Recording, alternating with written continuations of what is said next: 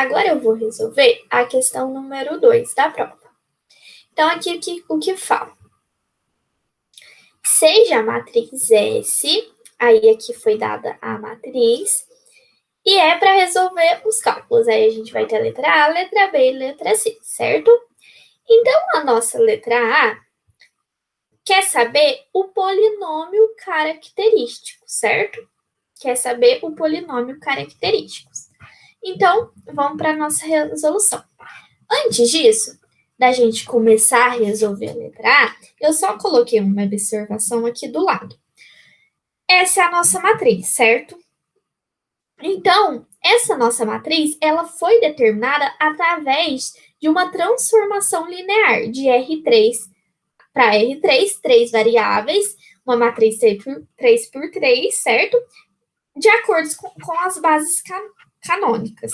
Mas isso aqui não vem ao caso. Eu só coloquei essa observação para a gente saber que essa matriz veio de uma transformação linear, certo? Então, o que a gente quer saber na nossa letra A é o polinômio característico. Antes da gente sair resolvendo direto como achar o polinômio característico, é ideal ver alguma coisa genérica. É claro que depois que a gente já tiver o método na cabeça, a gente vai direto. Mas, enquanto isso, é sempre bom ver primeiro uma fórmula, né, genérica. Então, a transformação T de V igual a alfa vezes V. V, o nosso vetor, certo? O que acontece? Isolando não, colocando alfa vezes o nosso vetorzinho para cá, igualando a zero. Então, fica T de V igual a alfa vezes V igual a zero. O que é alfa? O que é V? Vamos lá. Alfa é um alto valor associado a T. T é a transformação. E V é um alto vetor de T associado a alfa, certo? Então, o nosso T é a transformação. V, os dois Vzinhos aqui, é o alto vetor associado, alto vetor de T, né? Associado ao alfa. E o alfa é o nosso alto valor associado a T.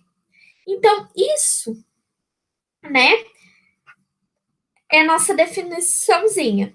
Transferindo isso para cá, fica T de V menos alfa vezes V igual a zero, certo? Vamos pegar uma matriz identidade. E nessa nossa matriz de identidade, a gente vai chamar de I, certo? A nossa matriz identidade. Essa é uma matriz identidade, certo? A diagonal principal, tudo 1, e o restante, tudo 0. Certo? Então, o que a gente vê aqui? Então, T de V menos alfa, que é vezes V, só que vai ser vezes V de I, igual a zero, o que a gente faz? A gente isola o V e deixa ele em evidência, certo?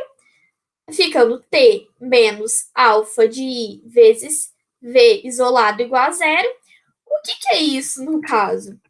T, a gente, no caso, pegou uma matriz genérica que é só para explicar mais ou menos como funciona. Uma matriz, eu peguei uma matriz genérica 3 por 3, podia ser 4 por 4, entendeu? 2 por 2, tanto faz. No caso, eu peguei aqui a matriz genérica 3 por 3. Então, a nossa matriz menos alfa vezes a matriz identidade. Ou seja, essa continha vira isso aqui vezes o vetor V, x, y e z, certo? Então, isso aqui é uma fórmula genérica para a gente determinar o polinômio característico, certo? É uma questão genérica que a gente chega nessa matriz aqui. Olhando nesses cálculos, é um pouquinho mais complicadinho, mas quando a gente faz as contas com os números, já fica mais simples. Então, para acharmos o polinômio característico, devemos calcular o quê? O que a gente tem que calcular? A gente tem que calcular o determinante da transformação T menos alfa vezes I igual a zero. Opa, isso aqui a gente viu lá em cima. Então, a gente tem que calcular o determinante da transformação T. O que é a transformação T? Transformação T menos alfa vezes I. Opa, essa matriz aqui, que a gente tem que calcular o determinante igual a zero. É de uma matriz igual a essa que calculamos o determinante e igualamos a zero, certo? Então, a nossa matriz já foi dada lá em cima. A nossa matriz foi dada aqui. Então, a gente já tem a nossa matriz. Então, o que a gente faz? A gente vai achar o determinante da nossa matriz. É uma matriz 3 por 3 e a diagonal principal, ela vai ser menos alfa, certo? Nossa diagonal principal será menos alfa. E que números que são esses? É para a gente calcular o determinante. O determinante de uma matriz 3 por 3, a gente repete as duas primeiras colunas, certo? E foi o que aconteceu aqui. Então, a gente calcula o determinante. A gente multiplica aqui, que está aqui, né? A gente vai multiplicar o próximo aqui, que vai zerar, o próximo que vai zerar. Agora, a gente volta. Do contrário, a gente multiplica aqui que zera, multiplica aqui que zera e multiplica aqui. Opa, por que trocou o sinal aqui? Porque quando a gente vem invertido desse lado assim, a gente inverte o sinal. Como era menos, ficou mais, certo? Então, esses foram os cálculos. E é sempre igualado a zero. Eu não igualei a zero aqui, mas é igualado a zero. Então, vamos facilitar isso aqui. A gente pode colocar o menos 2 menos alfa em evidência, porque, aliás, ele está multiplicando esses dois aqui e multiplicando esse aqui. Colocamos em evidência. E agora a gente vai resolver os cálculos. O que acontece nesse cálculo? A gente vai resolver aqui dentro e vai depois fazer a distributiva, certo? Então, é continha simples de resolver aqui e depois fazer a distributiva, certo? Fazendo a distributiva, a gente chega num polinômio, um polinômio de grau 3. E esse é o nosso polinômio característico, certo? Então, são através desses passos que a gente resolve, acha o nosso polinômio característico. Então, vamos voltar aqui rapidamente, só para pegar. Sempre que a gente quiser achar um polinômio característico, como é que faz? Já foi dada a matriz, certo? A nossa matriz já foi dada na questão. Então, a gente vai pegar a diagonal principal da nossa matriz, que é aqui, e fazer menos alfa, certo? Pegando a diagonal principal, fazendo menos alfa, e a gente calcula o determinante. Calculando o determinante, né, igualando a zero, a gente vai resolvendo as continhas, que no caso é colocar em evidência, fazer as distributivas, e nisso a gente acha o nosso polinômio de grau 3, que é o nosso polinômio característico. Lembra? Igualado a zero. Certo? Agora a gente vai para a questão B. Na questão B, pede os altos valores. Opa, o que são os altos valores? Então, a gente vai usar o polinômio característico para determinar os altos valores. Opa, aqui, ó. O nosso polinômio característico é esse aqui, certo? Nosso polinômio característico de grau 3, certo? Então, a gente tem que achar o alfa. É simples.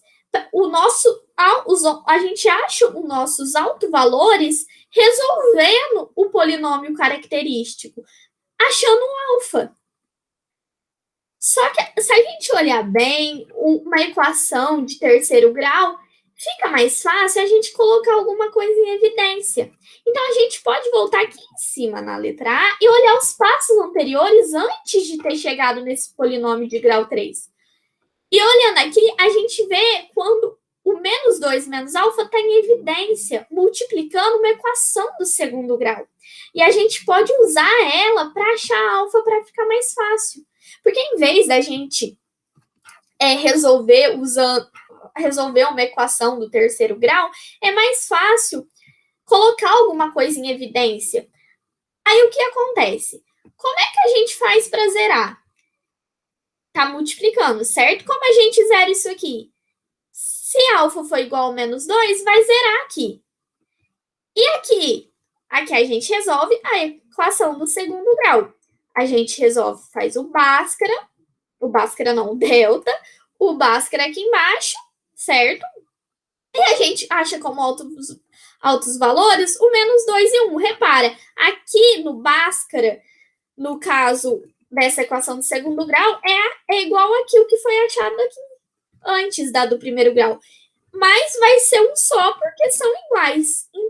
Então os nossos autovalores serão menos 2 e 1. É claro, tem gente que prefere resolver a equação do terceiro grau. Também pode resolver a equação do terceiro grau ou colocando alguém em evidência e resolvendo assim, vai dar os mesmos autovalores.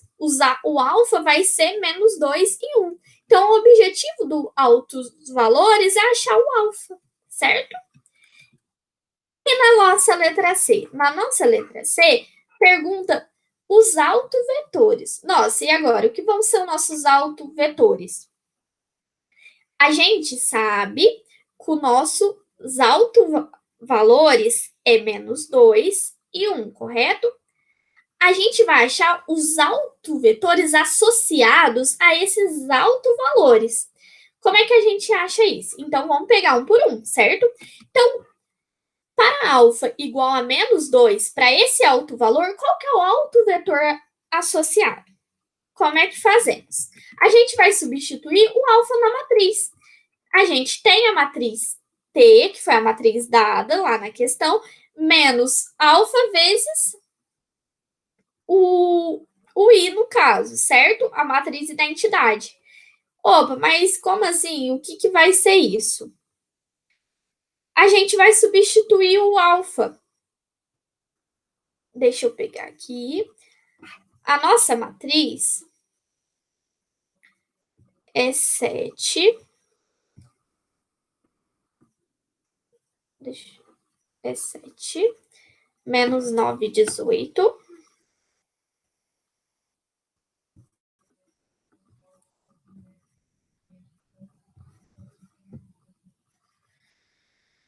Zero menos 2, 0.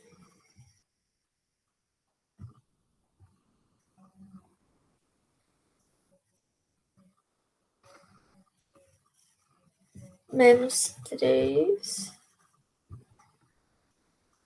Menos 3. 3 e menos 8. 3 e menos 8. Certo?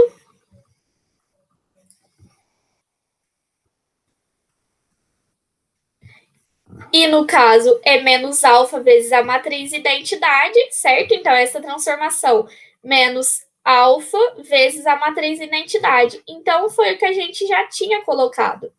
Deixa eu mudar de cor. Então, aqui tem um menos alfa. Tem um menos alfa. Opa. E um menos alfa. Certo? E é só a gente substituir aqui. A gente vai substituir aqui no caso, primeiramente, por menos 2. Então, 7 menos 2, 5. Menos 2, menos 2, 0. Menos 8, menos 2, menos 6, certo? Que vai dar essa matriz e colocando nas variáveis, o y é 0. Ele foi totalmente zerado. Então, a gente vai pegar uma linha, certo? E a gente vai escolher se a gente quer x ou z independente. No meu caso, eu escolhi x, certo? Então, se x é independente, eu escolhi essa última linha aqui e achei z, certo? Isolando z, achei z igual a 3x. Então, a nossa solução, né, é o nosso autovetor associado ao autovalor menos 2 é x0, 3x, para todo x pertencente aos reais. E x ele é diferente de zero, certo? Então, esse é o nosso autovetor.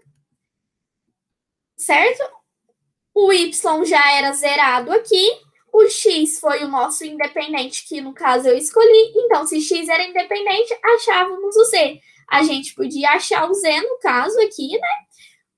através de qualquer uma das equações. No caso, eu escolhi essa última.